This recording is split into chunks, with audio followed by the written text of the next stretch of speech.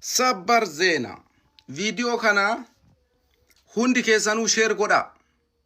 Nutis akkuma warri nu barbaadaa jiru yakkamtoota barbaannee gara Interpoliin gara biyyaatti deebisuudhaaf qabsoo jalqabnee jirra jechuudha. Jawaar Muhammad Facebook irratti maqaa kiyya maxxanse akkasuma namoota kumaatamaan lakkaa'an bobbaasee mana jireenyaa kiyya sharikaa an hojjedhu seera tokkoon alatti ragaa beekamtii mana sirreessaa yookaan mana waajjira poolisaa irraa osoo isaan kennamin mana jireenyaa kiyyaa fi sharikaa an hojjedhu durriyyee isa jala yaatu waan maxxansiiseef Jawaar Muhammad Siraaj guyyaa borii irraa kaasee yoo ati namoota yakka dalagaa warroota adireesii kiyya kana maxxansanii fi footoo kiyya kaasuu qabaattu taate waajjira poolisii biyya Jarman dhaqee maqaa kee guutuu wajjin kissi akka sirratti banu si beeksisuu barbaada.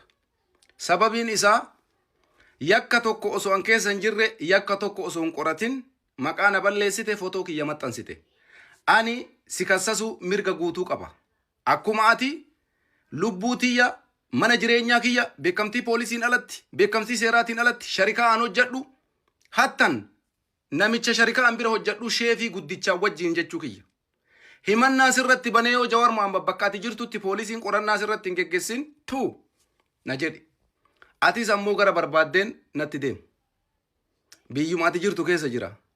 Walii galatti.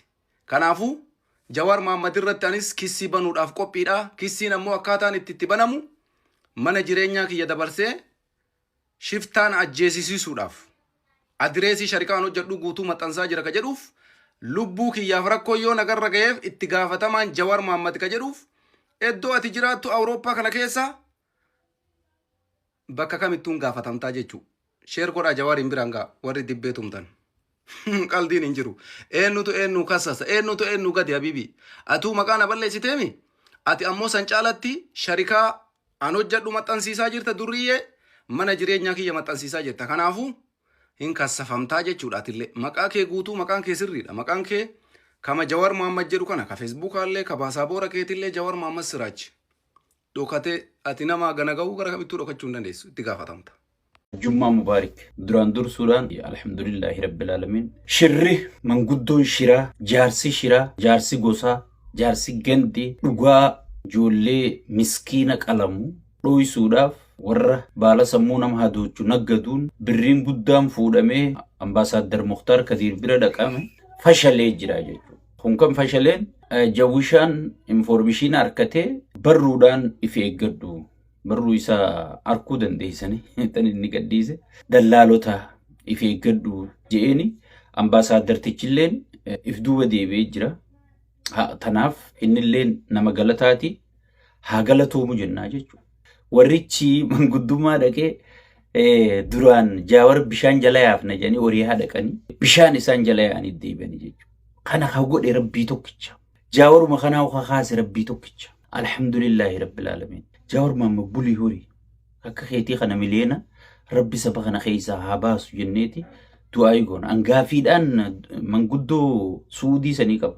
Garuu isin biyya ergamaa kabajamaa Nabi Muhammad alayhi salatu wassalam biyya san teessanii cubbuu deeggarta. Gaafa ilmi Oromoo tokko akka re'etti ableen itti jijjiiramtee ableen duraa muruu diddee itti jijjiiramtee gurraamu. Eessi jirtan? Arra wal guurtanii makiinaa guuttanii ichi turtan. Mee amma dura eessa turtan? Hagantalti Oromoo if jibbitee satriin irraa fuudhamtee nooriin qaamni saalasii asirra poosti ta'ee iyyitee maraattee isin bira fooqirraa if darbitu. Namnummaan shira kana dalagu anjoollee Suudii jirtu sirriitti hin qoradhu. Namnummaan shira kana dalagu akka manguddoo sanii hin jiru.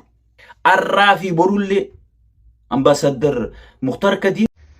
Assalaamu alaikum wa rahmatullahi wa barakatuhu. Akkam jirtan hawaasa keenya gaarii fayyaa baga jiraattanii duula hamatu geggeeffamaa jira. Mana jireenyaa keenya dirasii soqaa jiranii namoota mana keenya soqaa jiran nutis footoo isaanii maxxansina. Tariin beekamu rakkoo wayyoo ka uumamu taate ijoollee namoota amma adda durummaadhaan footoo keenya akka malee bakka jireenyaa keenya barbaadaa jiran warra caaluu hundeessaa nyaatee ilmaan Oromoo qaqqaalii nyaachuudhaaf baroodaa jira ammas. Isa kana wal qabatee ani yoo rakkoon narra ga'ee maatiin kiyya biyyarraa jechuudha.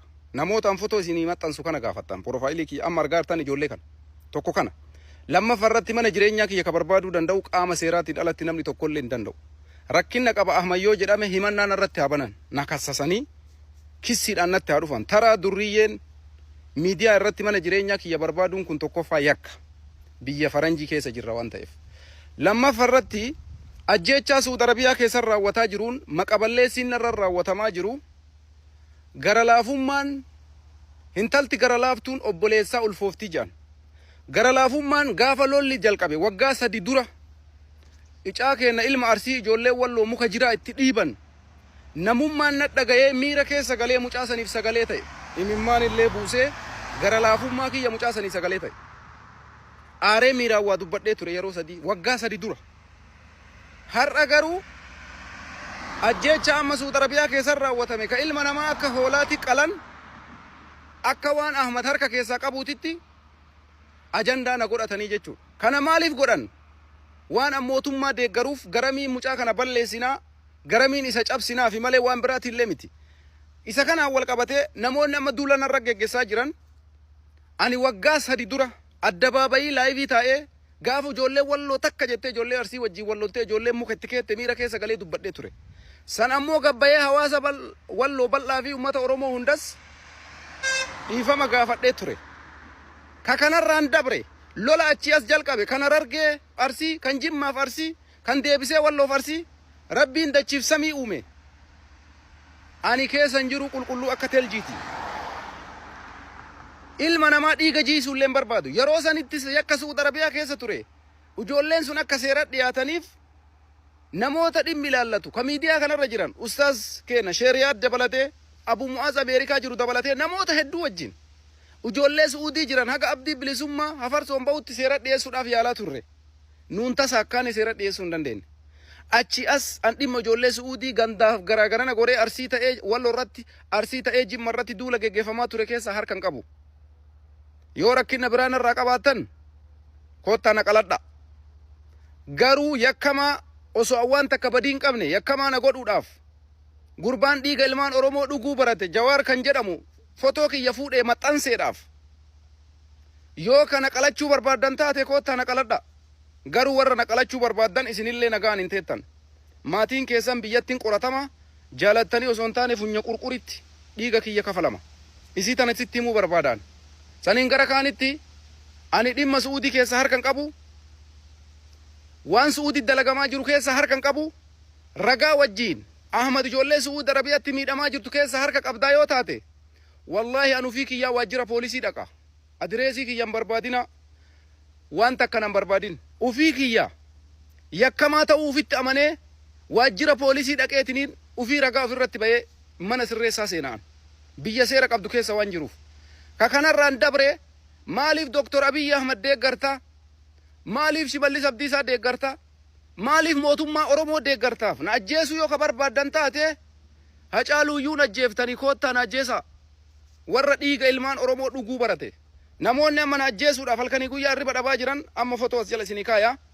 Ummanni kiyya biyya keessa jirtanis warri Baaleetis Oromoon kutaa 11 yoo ani itti du'e tokkoffaan itti gaafatamaan Jawaarii lammaffaan gurbattii wasfaatii tana jechuudha.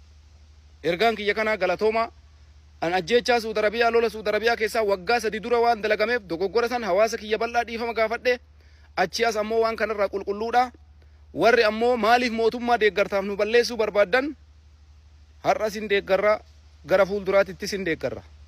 Ergaan kiyya kanuma waa malee bofa miilan dhoorgannee jedhan Rabbiin. Kanaafi Jawaar Muhammad salphisee taraa tiktookara isa godhee jechuudha. Hojii isaatu waan akkasiiti. Kanaafuu galatooma.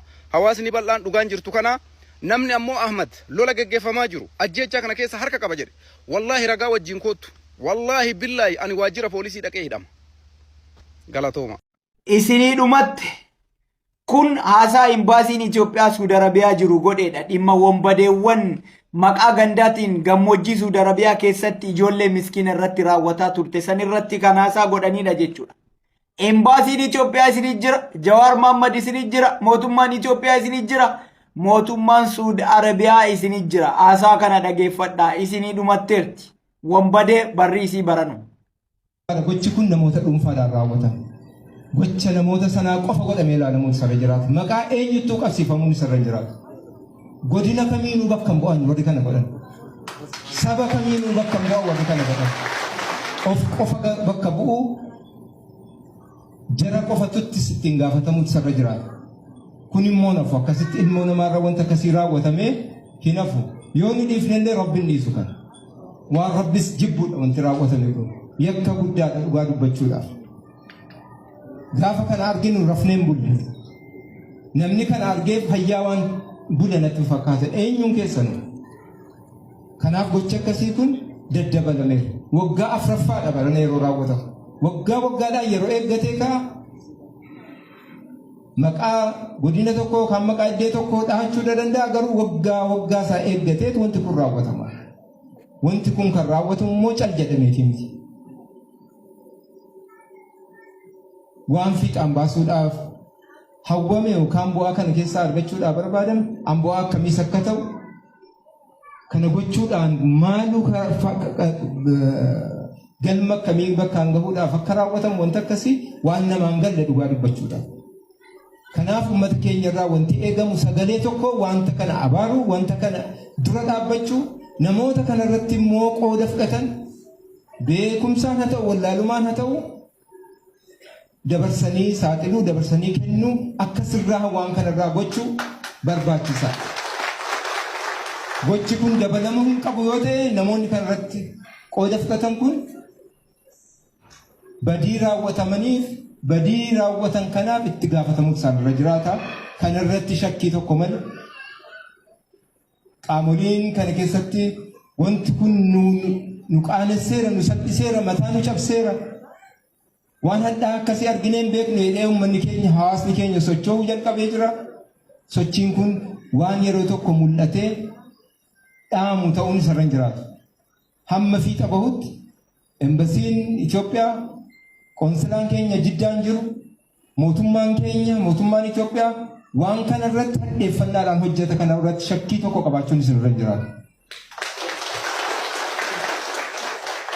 Kun garuu fiixa bahuu kan danda'u yoo garaarraa qulqullummaadhaan waan kana irratti jibba naasuu nutti dhagahame kana